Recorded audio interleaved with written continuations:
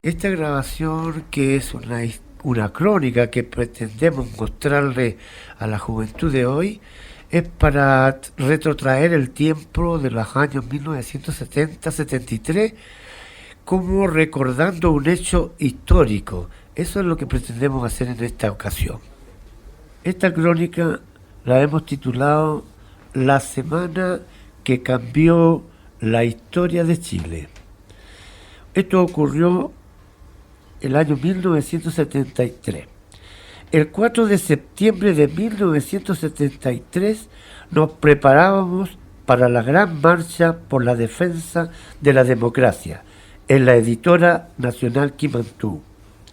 La columna bajaría por calle Santa María y nos uniríamos a otros trabajadores de otras empresas del Gran Santiago. Para eso, yo con 22 años, ilusionado con cambiar las cosas, un hombre nuevo, desposeído de vanidad, sin egoísmo, sin ambiciones desmedidas, donde tomar lo necesario para vivir y no para acumular o acaparar tesoros, menos individualista y otorgándole al más débil su lugar en esta revolución, sin desmerecer a nadie, y nadie estaría por encima de los otros, frente a la justicia y al deber. Un ejemplo: un día hubo un altercado, una pelea de marca mayor. El jefe de sección llamó a un concejalo y dijo: uno tiene que renunciar para marcar un precedente de que en la empresa de los trabajadores el compañero que inició la pelea debe irse.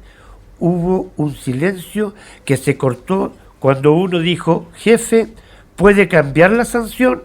Aunque fue él que inició la pelea, yo se la seguí. Mi compañero es casado, con hijo, y yo soy soltero, así que écheme a mí y yo renuncio para favorecerlo a él y a su familia. Yo puedo buscar mi destino en otra parte. Este es un ejemplo vivo cómo se estaba formando el hombre nuevo, más solidario, más humano, aunque duela. Hoy no se ve esto ni se verá. Sigamos entonces con la marcha, la gran marcha de esos años. Todos los trabajadores de las industrias del Gran Santiago bajaban en una marcha que confluiría en los deslindes del Palacio de Gobierno. El pueblo unido jamás será vencido. El pueblo unido jamás será vencido. Donde nos esperaba el compañero presidente. Marcharon más de 1 millón de trabajadores, la marcha más grande de todos los tiempos. Esa fue la del 4 de septiembre de 1973, que pasó frente a la Moneda, cuando Santiago no superaba una población de 2,5 millones de habitantes.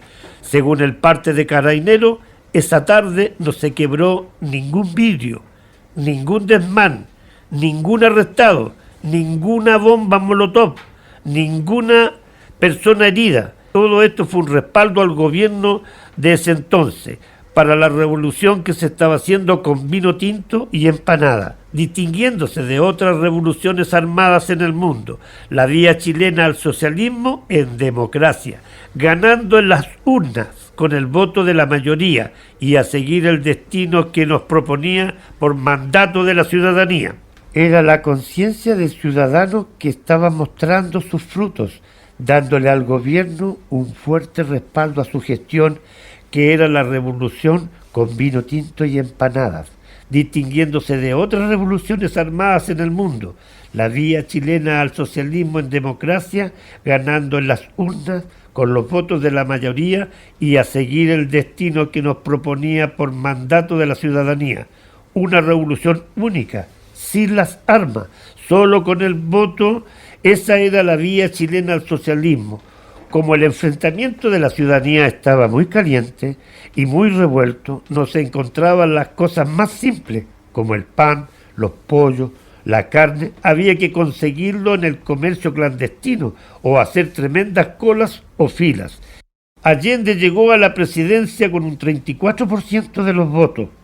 2 años después, una elección parlamentaria le dio a la Unidad Popular el 48% de los votos. Eso asustó tanto a la burguesía que debió reforzar al máximo su campaña ayudada con el capital de los Estados Unidos. La burguesía chilena no le quedó más que llamar a los militares para que le salvaran sus privilegios de ser los dueños de Chile. Ya no les quedaba fuerza que mover. Solo una parte del colegio médico, las grandes tiendas bajaron sus cortinas y los camioneros que habían paralizado sus camiones comprados con el capital extranjero, los empresarios del transporte con los bolsillos llenos de dólares dejaron sus camiones botados. Total, ya estaban doblemente pagados. Se cruzaron de brazos a esperar qué pasaba. No faltó el tonto útil que no le dieron nada y perdió pan y pedazo. Esperaban que otros se ensuciaran las manos ensangrentando nuestra bandera, manchando con sangre la democracia más sólida de América. Esas eran las condiciones en que se encontraba el país. Para arreglar lo del transporte de camioneros se formó un nuevo sindicato de transportes llamado Mopare. Estos transportistas surcaban todo el país solucionando en parte el problema del desabastecimiento. Por otra parte, los comités vecinales formaban una red de abastecimiento de alimentos, la canasta básica como se llamó. Y las industrias que estaban en el área social trabajaban a toda máquina para abastecer la población de los artefactos domésticos, los que se distribuían a través de los sindicatos. Así las cosas avanzaban con mucha dificultad, pero la gente sabía que era el precio a pagar para salir de una sociedad capitalista, explotadora, individualista, injusta, desigual, a una sociedad más igualitaria, más solidaria. Era el precio que debía pagarse para pasar a una sociedad más socialista. El país estaba tan convulsionado que era frecuente las discusiones en las casas, en las calles, en los lugares de concentración de público, en los colegios, las universidades, en todas partes la revolución afloraba, la discusión explotaba en 1000 versiones de la realidad. Pero siempre iba quedando cada vez más claro cuál era el problema. Cómo se menea, lábate, mira, lábate, cómo se menea. Dada la convulsión que había, el descontento, 1000 problemas propios de una revolución. Una revolución no es delicada como una mariposa, diría años antes Mao Zedong. Y yo le agrego a esto, la revolución es un tornado que lo revuelve todo. Para ese entonces se había nacionalizado la gran minería del cobre, el sueldo de Chile, dijo el presidente. Se habían nacionalizado los bancos, las industrias más importantes de la economía del país. Estaban en manos de los trabajadores. El presidente llamaría a un plebiscito, consulta al pueblo por el voto, para zanjar de una vez por todas la irreversible destino de la patria. Claro, de ganar la consulta, los dados estarían echados y no habría vuelta atrás, transformando todo esto en un caso irreversible. La derecha sabía que podría perder el plebiscito y no estaba dispuesto a esperar que se cumpliera el periodo tampoco del presidente. Prefería entonces un golpe militar. Entonces llamó a los militares. Solo los militares, la oficialidad y los altos mandos, que por cierto eran de la clase alta, harían el trabajo sucio. Y entonces a través de un golpe militar pararían todo esto y una guerra civil entre chilenos era inminente. Eso era lo que querían los dueños del capital. La oligarquía, los dueños del capital, no les importó llamar a los militares a tomar el control del país, provocando una guerra civil, donde morirían miles de personas. Eso a la derecha no le importó. Solo las palabras del presidente detuvo una guerra civil. Colocado en un tránsito histórico, pagaré con mi vida la lealtad del pueblo.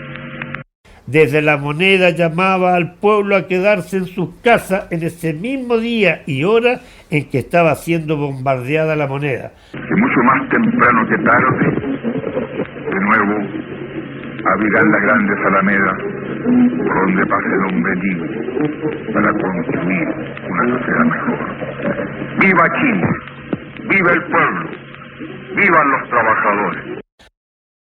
Atacado el gobierno del pueblo, la presidencia fue tomada entonces por los militares.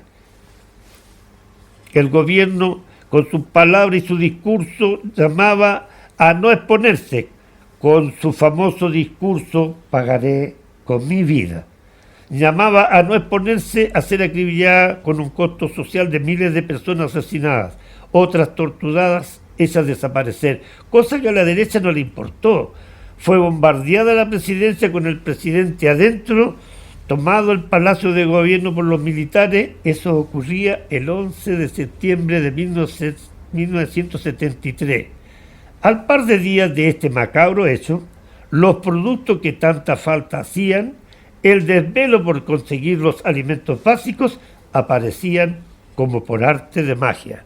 El desabastecimiento, la falta de productos, el motivo de tanto descontento con la revolución por los ciudadanos, aparecía por arte de magia por todas partes, y al par de días había de todo y por todos lados, demostrando así que estaba escondido en bodegas, financiados con el capital norteamericano. Era todo un montaje para poner a la gente en descontento con el gobierno del pueblo y su revolución. Esa fue la semana que cambió la historia de Chile, entre el 4 y el 11 de septiembre de 1973. Ahí les dejo a los jóvenes de hoy un recuerdo de la historia.